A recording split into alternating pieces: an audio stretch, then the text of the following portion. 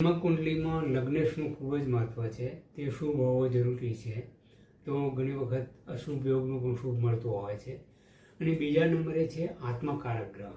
આત્મકારક ગ્રહ તે આખી જિંદગીની દિશા નક્કી કરનાર ગ્રહ છે. તે પણ શુભ હોવો જરૂર છે. અને તે કુંડલીમાં કેવી સ્થિતિમાં છે તે જાણીને તે ગ્રહની 12મી રાશિમાં આવેલા ગ્રહ અથવા તે રાશિના દેવોનો ઉપાય કરવા જોઈએ. અને કુંડલીમાં સૌથી વધારે જે નકારાત્મક ફળ આપનાર કોઈ ગ્રહ હોય અથવા કોઈ યોગો બનતા હોય તો તેને છિદ્ર ગ્રહ યોગ કહેવાય છે. છિદ્ર યોગ, છિદ્રનો મતલબ થાય છે કાણો. તે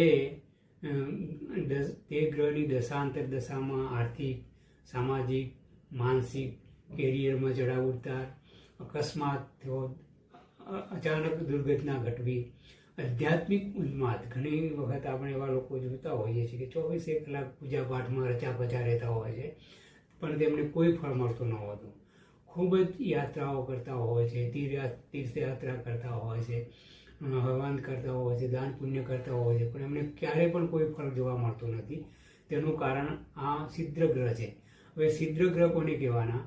એક તો સૌથી પહેલાં તો એ કે જે કોઈ પણ કુંડલીમાં 0થી લઈને 2 ડિગ્રીની અંદરનો જે ગ્રહ હોય તે ગ્રહની દશાંતર દશા અશુભ થતી હોય છે.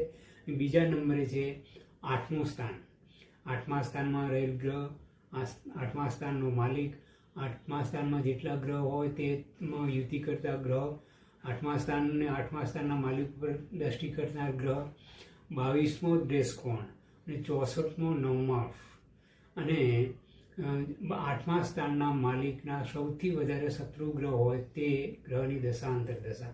હવે આ 64મો નવમાંશ અને 22મો દ્રેસકોણ એ લગભગ માણસની નિષ્ફળતા કેટલા હદ સુધી મળશે, માણસ ક્યાં સુધી હેરાન થશે, તેમાંના જીવનમાં કેટલી મુસીબતો આવશે, તે મુસીબતોમાંથી કંઈ રસ્તો મળશે કે કેમ, નોકરી ધંધામાં કંઈ પ્રગતિ થશે કે કેમ, એના જીવનમાં કંઈ ટર્નિંગ પોઈન્ટ આવી શકે એમ છે કે નહીં, તે આ છિદ્ર ગ્રહની દશા અંતરદશામાં નક્કી થતું હોય છે. અને 64મા નવમાંશ અને 22મો દ્રેસકોણ તે ઘણી વખત મૃત્યુના કારક પણ બનતા હોય છે, ભયંકર રોગના કારક બનતા હોય છે.